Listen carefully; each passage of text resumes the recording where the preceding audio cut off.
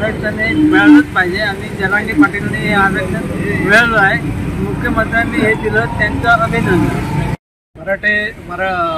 मनोज जरांगे साहेब यांनी जे आपले मराठा योद्धा ज्यांनी जे आंदोलन केलेलं आहे त्याला सरकार चुकलेलं आहे व सरकारने मराठा समाजाला पूर्ण भारतामध्ये जो मनोज जरांगे पाटील यांना पाठिंबा दिलेला आहे, सर्व मराठ्यांचे मी जाहीर आभार मानतो।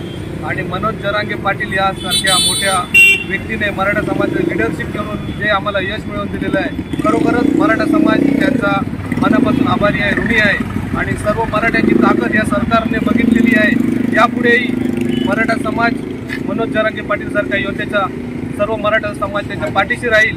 आणि सरकार ज्यांनी आम्हाला दिलेलं आहे, यश दिलेलं आहे किंवा ते आम्ही मागून घेतलेलं आहे, मराठा समाजाच्या हिमतीवर आम्ही लढवून घेतलेलं आहे, त्याबद्दल सर्व मराठा बांधवांचे मी मनापासून आभारी आहे।